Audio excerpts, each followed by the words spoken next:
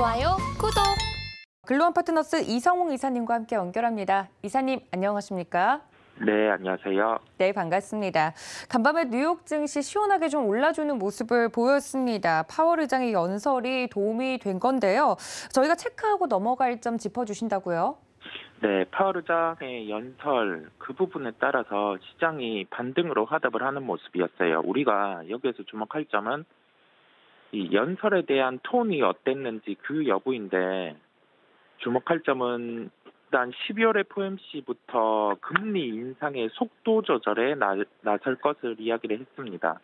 최종 금리 자체는 9월 예상치보다 약간 더 높아야 된다는 점을 한 번 더 이야기를 했고요. 12월 점도표를 통해서 또 확인을 할 수 있을 것 같아요. 우리가 예상 점도표를 살펴보면 금리 인상의 방향성은 인상이 맞는데 이 속도를 조절한다는 점이었어요. 시장에서는 그만큼의 금리 인상, 현재 중립금리 같은 경우가 어느 정도 수준인가, 시장에서는 한 7% 정도까지 올릴 수 있다는 얘기를 했는데, 그 정도의 톤 같은 경우는 실제 실현될 가능성이 낮음을 확인을 했고요. 현재 기준에서 봤을 때 우리가 물가 상승 같은 경우를 좀 두려워하고 있습니다. 그 부분은 핵심 제야 부분, 주거비, 그다음에 주거비를 제외하고 나서 핵심 서비스 부분을 언급을 했어요. 제야 물가 같은 경우는 실제 하락이 나타나고 있습니다. 그러면 이 추세가 지속되면 몇 개월 뒤부터 구체적인 이 개월의 수치는 발표를 하지 않았고요. 좀 추정으로 해서 그 몇 개월 뒤라는 용어로 언급을 했습니다. 그러면 이 부분에 대해서 물가는 하방 압력이 작용할 수 있다고 언급을 했고, 주거비 같은 경우가 우리가 인플레이션 지표, 물가 지표 이쪽에 세부 지표 안에서 좀 꺾이지 않는 흐름이 나타났는데, 이 부분에 대해서도 내년부터는 하락할 수 있는 점을 언급을 했어요. 그러면 우리가 여기에서 알 수 있는 점 같은 경우는 처음에 언급드린 것처럼 금리 인상을 지속하는데 이 부분에 대해서 방향성이죠. 속도 같은 경우는 늦출 수 있다는 점을 명확하게 언급을 했습니다. 이 부분에 대해서 인상 속도를 늦추는 게 좋은 방법이다. 왜 이런 식으로 언급을 했고요. 이 부분 같은 경우는 우리가 단적으로 시장만 보자 이거죠. 금리의 인상에 대해서 방향성 명백하고 거기에 대해서 속도 같은 경우는 둔화될 수 있다는 점만으로도 시장은 반등이 나온 거예요. 그러면 우리가 이후에 예상할 수 있는 건 뭐냐면, 명백한 금리 인상 안에서 이 톤 같은 경우가 그대로 조절이 된다 하면은 시장은 추가적인 상승이 나올 수 있다는 점을 열어둬야 될 것 같습니다. 시장 중심으로 모든 것을 해석을 할 필요가 있어요. 금리 인상 같은 경우 기조가 지속된다 하더라도 시장은 지금 어느 정도를 반영했는지 우리가 그 부분을 생각해 볼 필요가 있고, 최종적으로 인플레이션 부분, 임금 부분과는 크게 상관이 없다는 멘트를 했어요. 우리가 여기서 알 수 있는 점은 뭐냐면, 고용 시장 자체도 이제는 톤이 변할 수 있다는 점까지 함께 파월 의장 같은 경우가 멘트를 했습니다. 그렇다 보니까 시장 같은 경우는 반등이 명백하게 나타났고, 오늘 우리나라 시장에 대입을 해볼게요. 최근에 개별주가 강했습니다. 그 시장 안에서 어제 미국 시장 같은 경우는 전체적인 업종이 반등을 했지만은 개별주 시총상위주를 비교해보면 시총상위주들이 최근에 눌려서 상승을 못했단 말이죠. 그러면 오늘은 시가총액 상위주가 반등 가능하다는 이 시각을 열어두고, 최근에 강했던 업종 같은 경우 물론 연속적으로 강할 수도 있어요. 그 점과 함께 우리가 시총 상위주들 중에 상대적으로 상승을 못했던 쪽, 업종이 안 좋거나 아니면은 연속적인 분기 실적이 가능성이 없거나 그런 부분은 제거를 하고 이제는 볼 필요가 있어요. 오늘은 IT 쪽 반등이 강할 수 있고, 연속적으로 중국과 관련된 리오프닝 관련주들은 한 차례 더 레벨업이 될 수 있음을 생각을 해야 되겠습니다. 어제 우리 시장도 보면 우리 이사님께서 말씀을 해주셨던 오늘 시장의 포인트처럼 외국인들의 순매수가 들어와 줬는데, 반도체 상위 종목들 그리고 시총 상위 종목주들 위주로 담아내는 모습을 보여서 오늘 시장도 좀 기대가 됩니다. 그렇다면 저희가 이런 상황에서 살펴볼 만한 종목 어떤 종목일까요? 네, 관심주는 파라다이스를 말씀을 드릴게요.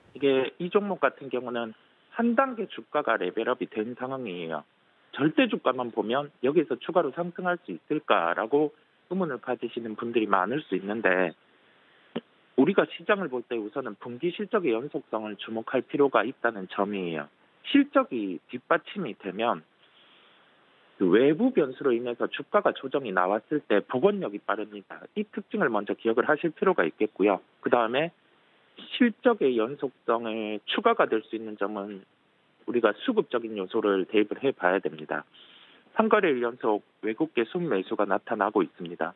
외국인이 매수한다고 해서 무조건 이게 된다라는 점은 절대 아니에요. 그런데 우리가 전제 조건을 말씀을 드린 게 실적이 뒷받침된다는 점이고 그 다음 분기의 실적 같은 경우 추정치 내년의 실적 추정치는 중국 시장의 개화 이 개화라고 하면 중국 시장이 제로 코로나 정책을 그 아주 강하게 드라이브를 걸다가 이 톤이 좀 둔화되고 있어요. 그러면 우리가 여기에서 알 수 있는 점은 뭐냐면 안 좋은 점에 대해서는 주가에 다 반영돼 있단 말이죠. 그리고 내년의 실적 추정치는 일본 쪽과 함께 우리나라 시장 같은 경우가 활성화될 수 있다는 점까지만 대입이 돼 있습니다.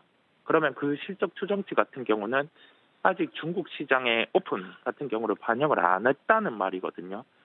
그러면 우리가 주가를 대입해 봤을 때 추가적으로 상승할 수 있는 룸이 그만큼 남아 있다는 점이에요.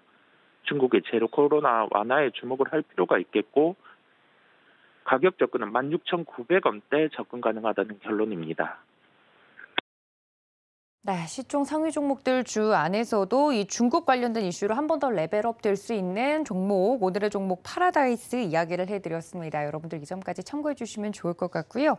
자, 다음 이슈로 넘어가 보도록 하겠습니다. 앞서서도 국제 유가와 관련된 부분은 좀 다루었었는데 80불 아래에서 계속 움직이고 있던 유가가 상승세를 좀 보이고 있습니다. 이외에도 원자재 가격 변동성과 관련돼서 이슈 짚어주신다고요?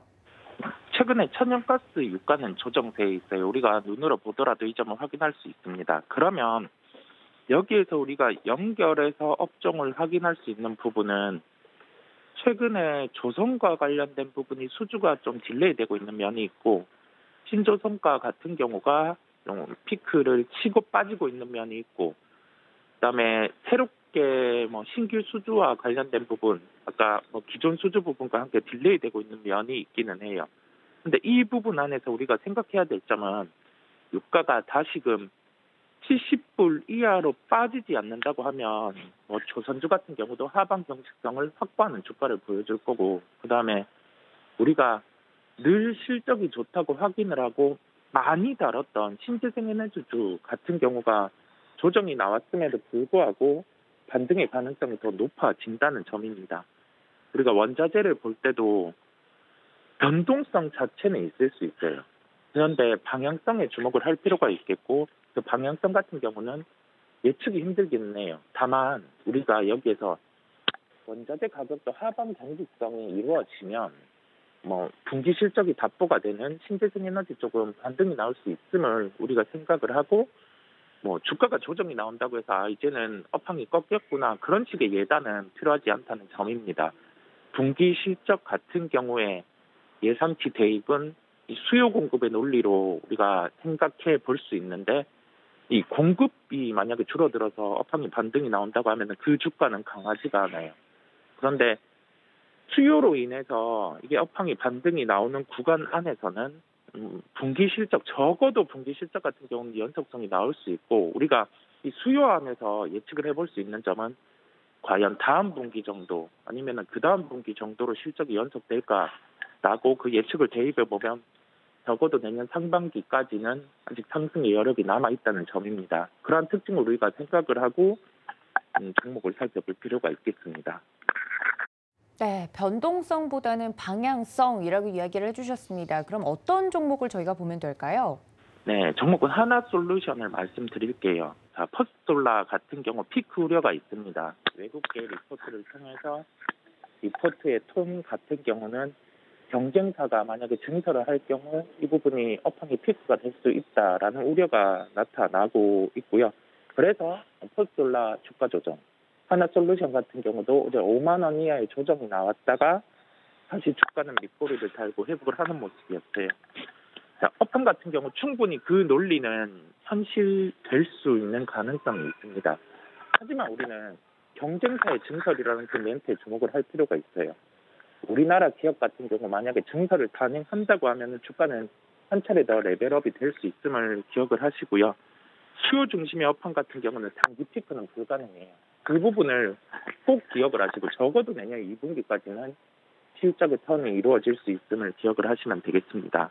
가격 접근은 54,400원대 접근 가능하다는 결론입니다. 좋아요, 구독!